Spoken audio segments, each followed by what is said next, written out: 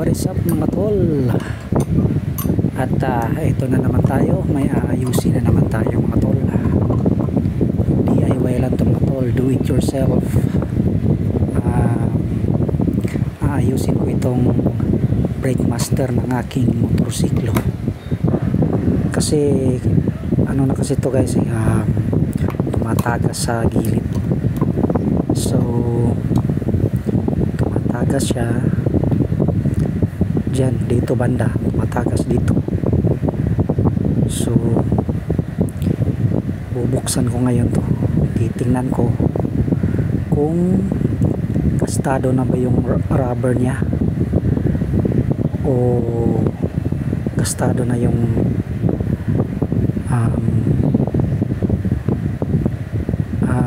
cylinder niya sa ilalim. So ugali ko kasi guys na hindi muna bumibili ng parts, no.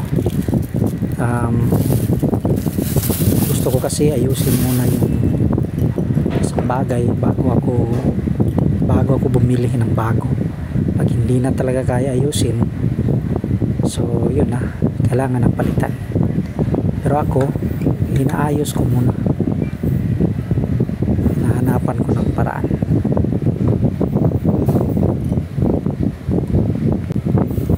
So ayan, tinanggal ko yung ano niya, circlip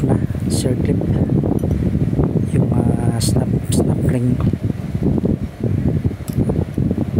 para mahugot ko itong piston niya. So upon checking sa rubber, wala naman siyang punit or ano. So ang gagawin ko dito guys, lilinisan ko lang to at lilinisan ko, tapos lalagyan ko ng teflon yung piston para humigpit siya. So tingnan nyo mabuti guys kung saan ko ilalagay yung teflon. So panoorin nyo lang to hanggang dulo, tingnan nyo. So sinilip-silip ko muna kung hindi ba gastado yung ilalim.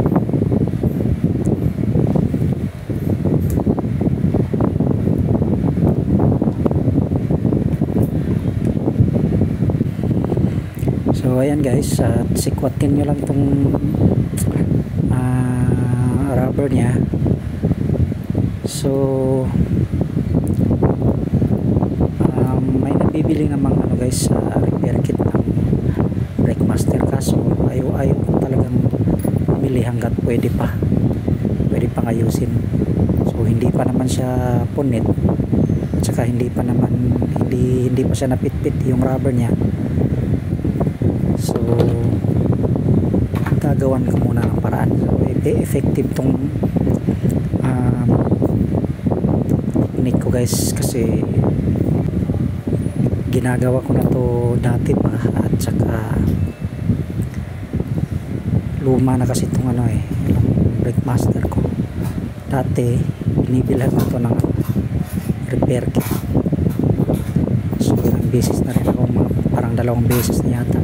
Luma na kasi itong motor ko guys, luma na, nasa mga 12 years na yata o 13 years na. So ayun, ngayon gagawa natin ng paraan.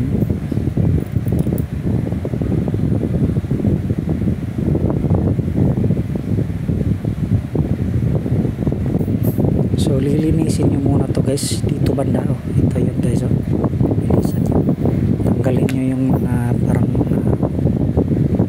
dumi, dumikit, dumi. Ayan, kinukuskus ko lang ganyan. So linisan lang.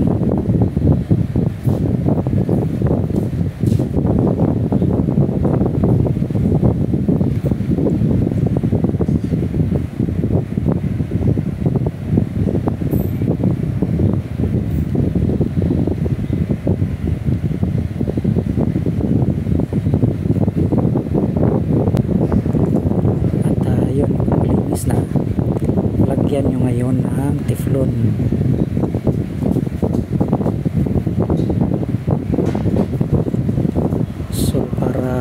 lagay nyo ng rubber, mahigpit na siya ulit, mahigpit na, hindi na tatagas, mahigpit na siya sa ilalim at mahigpit na siya sa ibabaw, kasi pag nilagyan mo ng tiklo ng ilalim, so nilagyan mo ng tiklo, hindi nagagalaw-galaw yung rubber pag pinasok mo dito, mo papasok yung rubber at medyo sisikip na rin yan pag pinasok mo doon sa sa brake master, kasi mahigpit na yung goma niya. As long as wala pang punit yung rubber niya guys, okay pa yan. At saka hindi pa siya parang napitpit pa, yung parang may tupi. Yan, ganyan lang ginawa ko guys. Kita nyo, hindi na siya naiikot-ikot.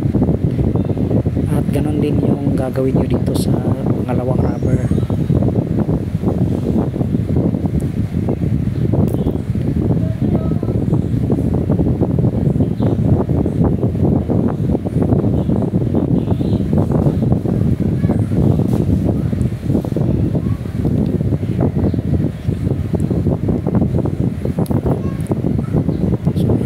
Nyo. So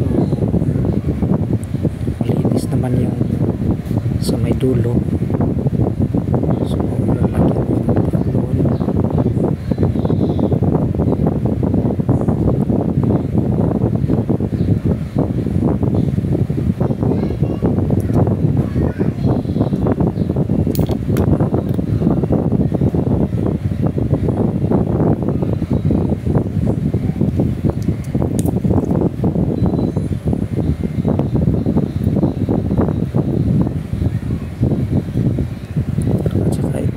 Ngayon tong rubber.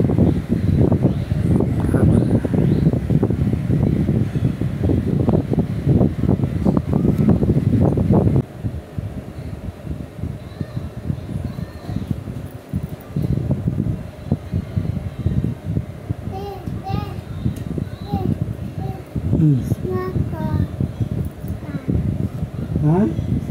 Snack? Wala din na isud. Lakaw. Badawang anak. Lakaw na to. Palita ako. Palita ako na. Gipalitan day ka papa.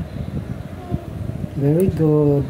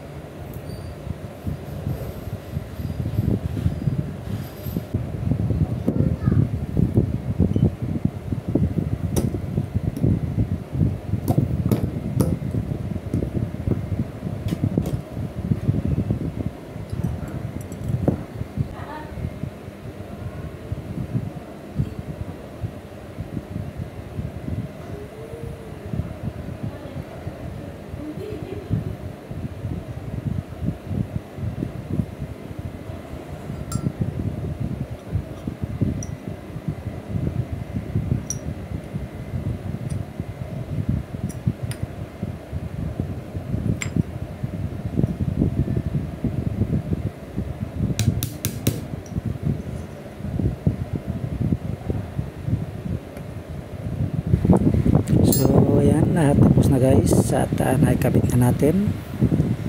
So ikakabit na lang to sa motor guys. So lalagyan pa to ng brake fluid. So kayo guys, subukan nyo rin to guys. Huwag muna kayo bumili ng repair kit. So ayusin nyo muna kung may ano lang kayo, kung may tools kayo, kung may idea kayo sa mga bagay-bagay, so kayo na lang gumawa.